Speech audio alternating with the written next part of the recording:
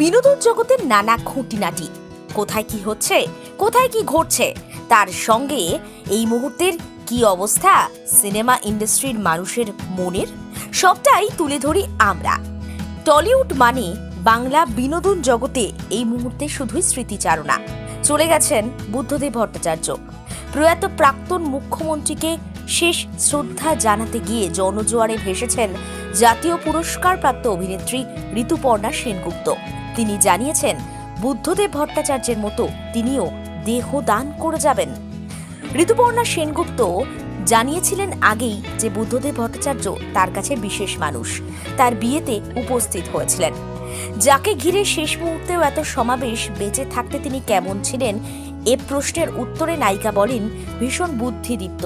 যতবার সামনাসামনি হয়েছে হাসি মুখে কথা বলেছেন। ঋতুপর্ণার ছেলে অঙ্কনের জন্ম আমেরিকায়।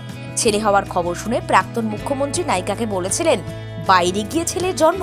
ঋতুপর্ণা সেনগুপ্তের পারমিতার একদিন এবং আলো এই দুটি ছবি বুদ্ধ ভট্টাচার্যের খুব প্রিয় ছিল। আলাদা করে প্রশংসায় ভরিয়ে দিয়েছিলেন। আপাতমস্তক সাদা পোশাকে সজ্জিত বুদ্ধ ভট্টাচার্য নায়িকার কাছে মুখ্যমন্ত্রী ছাড়াও আদ্যন্ত ভালো মানুষ, যাকে সারাক্ষণ শিক্ষা, রুচি, ব্যক্তিত্বের অদৃশ্য বলয় ঘিরে থাকত। তিনি দেহদান করেছেন। এবার ঋতুপর্ণা সেনগুপ্তও অঙ্গীকার করছেন দেহদানের। তিনি বলছেন, আমিও প্রাক্তন মুখ্যমন্ত্রীর পথেই হাঁটব। আমি চলে যাব, কিন্তু মানুষের মাঝে বেঁচে থাকব চিরকাল। এবার আসা যাক কিছুটা গসিপের কথায়। কাঞ্চন মল্লিক, শ্রীময়ী চট্টরাজ, বয়সের ফারাক, কিন্তু প্রেমে সেটা বাধা হয়নি। কাঞ্চনের তৃতীয়বারের বউ শ্রীময়ী, দুজনে টলিপাড়ার অন্যতম চর্চিত জুটি। কারণ তো একটাই, আগেই বলেছি, এই যে তৃতীয় বিয়ে এবং বয়সের ফারাক। চরম ট্রোলের শিকার হতে হয়েছে অভিনেতা বিধায়ককে। যদিও তিনি বা শ্রীময়ী কেউই বিষয়টাকে গুরুত্ব দেননি, বরং হাসতে হাসতে বলেছিলেন তাদের ফলোয়ার এতে আরো অনেক বেড়ে গেছে। দেখতে দেখতে কয়েক মাস একসঙ্গে দাম্পত্য যাপন করলেন, ঘুরে এলেন, সোশ্যাল মিডিয়ায় হাসাহাসিও হলো। এবার কিন্তু শ্রীময়ী আর চুপ করে থাকছেন না। তিনি কাঞ্চনের বিরুদ্ধে মারাত্মক অভিযোগ করছেন। শ্রীময়ী কাঞ্চনের স্ট্রাগলকে তালিকা থেকে বাদ রাখেননি। কাঞ্চন যখন শ্রীময়ী প্রশংসায় পঞ্চমুখ, তখন শ্রীময়ী বলছেন একটা সময় স্বামীকে, মানে তৎকালীন কাঞ্চন দাকে, তিনি বালিশে মুখ গুজে কাঁদতে দেখেছেন। একটি জনপ্রিয় শোতে সঞ্চালিকা প্রশ্ন করেছিলেন দুজনে দুজনের প্রতি কতটা পজিটিভ। শ্রীময়ী কিছুটা অভিমানী, বললেন কাঞ্চন একদম পজিটিভনেস দেখায় না, বোঝায় না, নরম স্বভাবের, আসলে মুখ চোরা। এমনও হয়েছে দিনে হয়তো গুনে গুনে 3 বার আমি তোমায় ভালোবাসি বলেছে। না, এটা নাকি কাঞ্চনের মধ্যে নেই, কিন্তু প্রেমিক মানুষ, কোথাও যেন বোঝা যায় ও আমাকে ভালোবাসে। তাই শ্রীময়ীর কথায় স্পষ্ট, লোকে যাই বলুক না কেন, কাঞ্চন এবং শ্রীময়ী দুজনে কিন্তু চুটিয়ে তাদের বিবাহিত জীবন উপভোগ করছেন। বুদ্ধ ভট্টাচার্য চলে গেছেন, মৃণাল সেন আর নেই। দুজনের শেষ সাক্ষাৎ ড্রয়িং রুমে 2 বামবন্ধুর আড্ডার ছবি দিয়ে একদিকে যখন পদাতিক টিম শ্রদ্ধার্ঘ্য জানাচ্ছেন, তখন চঞ্চল চৌধুরী তিনি পদাতিক নিয়ে কথা বলছেন। কেন চঞ্চল কোনো বক্তব্য রাখছেন না? বাংলাদেশ নিয়ে যখন এত কথা, তখন কেন কোনো মন্তব্য তার তরফে নেই?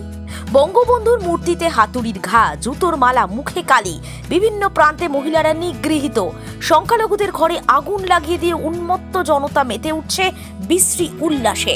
বাংলাদেশের বিভিন্ন প্রান্তের খণ্ডচিত্র যখন শিউরে দিচ্ছে গোটা দেশকে, তখন অভিনেতা চঞ্চল চৌধুরী তিনি কেন নির্বাক? আক্রান্ত বাংলাদেশের শিল্পীরাও। ছাত্রদের উপর হওয়া অত্যাচার নিয়ে চঞ্চল মুখ খুলেছিলেন, কিন্তু দেশের নৈরাজ্য নিয়ে কোনো কথা বলেননি। এবার তিনি মুখ খুললেন।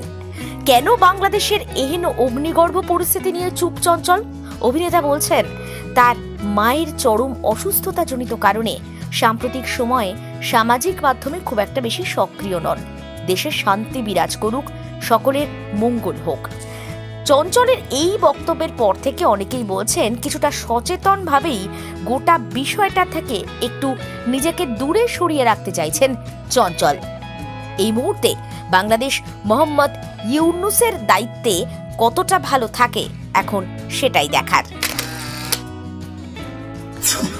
টলিপাড়া জুড়ে এখন শুধুই চর্চা বাবলিকে নিয়ে। রাজ চক্রবর্তীর নতুন ছবি আবির চট্টোপাধ্যায়ের সঙ্গে জুটি বেঁধেছেন শুভশ্রী গঙ্গোপাধ্যায়। আর সেই শুভশ্রী রাজকে নিয়ে এখনো কতটা পজিটিভ? তিনি কি সত্যি সত্যি রাজকে নিয়ে সুখী? শুভশ্রী হাসি মুখে চিরাচরিত ভঙ্গিমায় উত্তর দিয়ে বলছেন, রাজ শুধু লাইফ পার্টনার নয়, নানা দিক থেকেই তার সঙ্গে পার্টনারশিপ করতে চান তিনি। কাস্টিং এ লেখকের একটা বড় ভূমিকা রয়েছে এমনটা শোনা গেছিল বাবলির ক্ষেত্রে। শুভশ্রী জানান, যদি ওজনটা একটু বাড়ানো যায় সেইটা ভেবে মনটা একটু খারাপ হয়েছিল। প্রচুর মানুষ বইটা পড়েছেন, সবার একটা কল্পনা থাকে, তাই আমি বাবলি হয়ে উঠতে পেরেছি কিনা সেটা দর্শকের কাছে জানার আগ্রহ রইল। রাজ চক্রবর্তী কতটা গুরুত্ব দিলেন তাকে?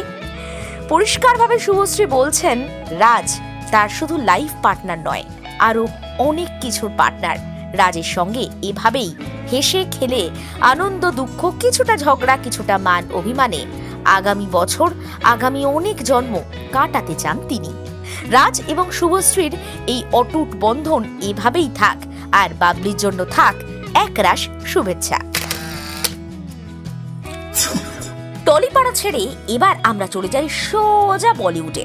দাঁড়ান, বলিউড মানে তো মুম্বাই, কিন্তু মুম্বাই থেকে যদি দিল্লিতে যাওয়া যায়, মানে রাজনীতির শহরে বিনোদন, ব্যাপারটা কেমন লাগে? শুধু এখানেই শেষ নয়, যদি আপনাদের বলি সুপ্রিম কোর্টে আমির খান আর কিরণ রাও, অবাক হবেন তো? হওয়ারই কথা। তবে এই অবাক করা ঘটনা ঘটিয়ে ফেলেছে লাপাতা লেডিজ। সুপ্রিম কোর্ট চত্বরে বিশাল ভিড়, ব্যস্ততার মধ্যে হঠাৎ আমির খান। কেন?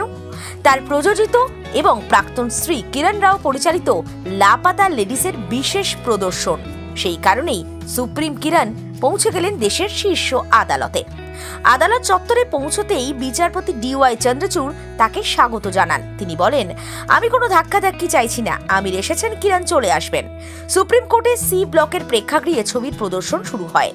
আমিরের পরনে ছিল ছাই রঙা পাঞ্জাবি এবং কালো পাজামা। কিন্তু শীর্ষ আদালতের সিনেমা কেন? সুপ্রিম কোর্টের বিবৃতিতে বলা হয়েছে, শীর্ষ আদালতের 75তম বর্ষপূর্তিতে বিভিন্ন উদ্যোগ নেওয়া হয়েছে।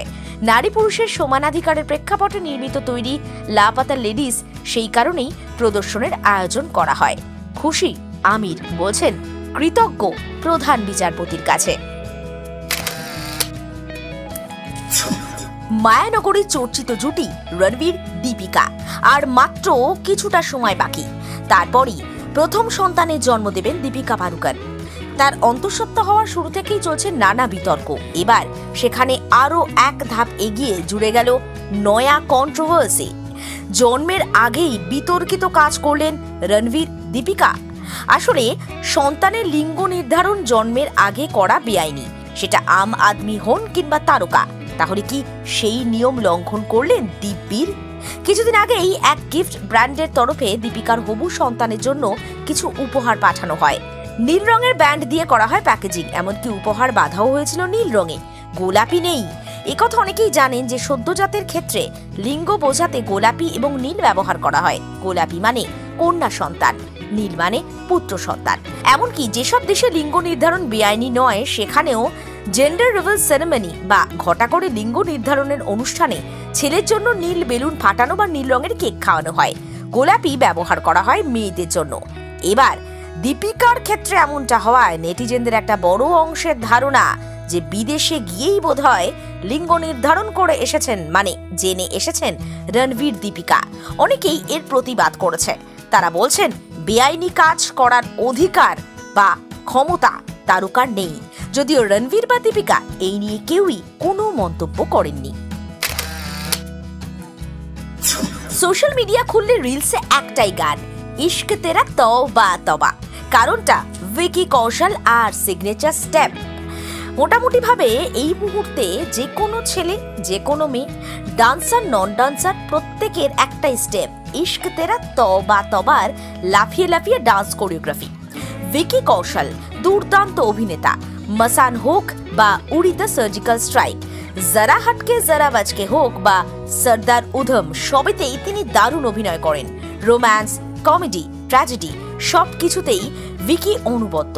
কতটা পাল্টে গেলেন তিনি সাফল্যের পর। প্রথম ছবির নায়িকা কি বলছেন, মসান ছিল ভিকির প্রথম অভিনীত ছবি 2015 সালে মুক্তি পায়। তা অভিনয় করেন রিচা চাড্ডা, শ্বেতা ত্রিপাঠী, পঙ্কজ ত্রিপাঠী। শ্বেতা ছিলেন ভিকির নায়িকা, চরিত্রের নাম ছিল শালু। আর দীপক কুমারের চরিত্রে অভিনয় করে বিপুল প্রশংসা পান ভিকি। সমালোচকরা বলেন তারকার জন্ম হয়েছে। মাসানের পর একের পর এক ছবি করে গেছেন ভিকি কৌশল, এখন অনেকটা পরিণত। শ্বেতা ইতিমধ্যেই মির্জাপুর, গনকেস, মেড ইন হেভেনের মতো ছবি করেছেন, তাই তিনি খুব কাছ থেকে দেখেছেন ক্যাটরিনার স্বামীকে। তাকে প্রশ্ন যখন করা হলো ভিকি কেমন আছেন, কতটা পাল্টেছেন, কতটা অহংকারী হয়েছেন, তিনি সাফ জবাব দিলেন, ভিকি মাটির মানুষ, এতটুকু বদলাননি। ঠিক এই কথাটাই ক্যাটরিনার গলায় বারবার শোনা গেছে। তিনি বলেন, আমার স্বামী খুব শান্ত স্বভাবের, আমি যতটা উত্তেজিত, যতটা ছটফট করি, ততই খুব কুল ভঙ্গিমায় ভিকি সবটা ম্যানেজ করে। এবার সতীর্থর কাছ থেকেও ঠিক একই ধরনের প্রশংসা পেলেন উড়ি দ্য সার্জিক্যাল স্ট্রাইকের হিরো। বলতেই পারেন তিনি সকলকে, হাউস দ্য জোশ নাও।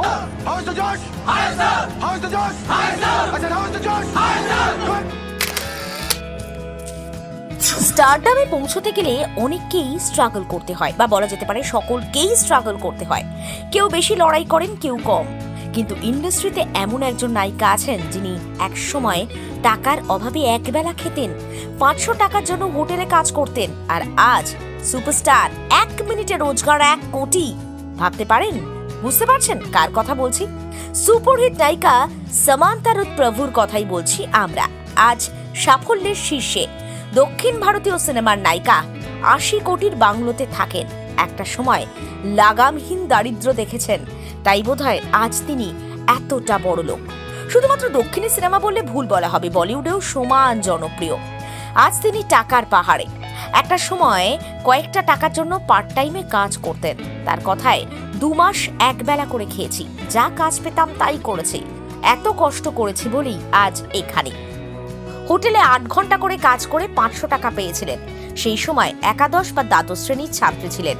20 বছর বয়সে পার্ট টাইম চাকরি করা শুরু করেন, তারপর মডেলিং। সেই সময়ই তিনি রবি বর্মার নজরে পড়েন, তার হাত ধরেই সিনেমা জগতে পা রাখেন। সামান্থার কথাই যখন বললাম, তাহলে আরো একজনের কথা আজকের এই সেগমেন্টে বলে দেয়া দরকার, যিনি জানেন তার মা জন্মই দিতে চাননি, বাবা সিঙ্গাড়া বেচতেন। এক ফালি ঘর থেকে আজ বলিউডের হার্ট থ্রব। তবে তিনি নায়িকা নন, তিনি অডিশনে গিয়ে হেরে যান, তবুও পথ চলা থামেনি। নেহার প্রথম ইউটার্ন প্রীতমের সঙ্গে গাওয়া ককটেল ছবির গান সেকেন্ড হ্যান্ড জওয়ানি। গানটি চার্টবাস্টার হয়, এরপর থেকে আর ফিরে তাকাতে হয়নি। একের পর এক গান গেয়ে আজ বলিউডে নিজের নাম আর জায়গা পাকা করেছেন তিনি, কিন্তু ভুলে যাননি শিকড়কে। কোনো নায়ক বা নায়িকা, গায়ক বা গায়িকা, ফিল্ম স্টারের লড়াই করার গল্প, কারোর আবার গোপন কথা ফাঁস, কখনো বা গভীর অনুভূতি, কখনো সিনেমার প্রকাশ। এই সব কিছু নিয়েই বিনোদন জগৎ, টলি, বলি, হলির খবর চলে আসে আপনার কাছে। তাই সঙ্গে থাকুন আর দেখতে থাকুন।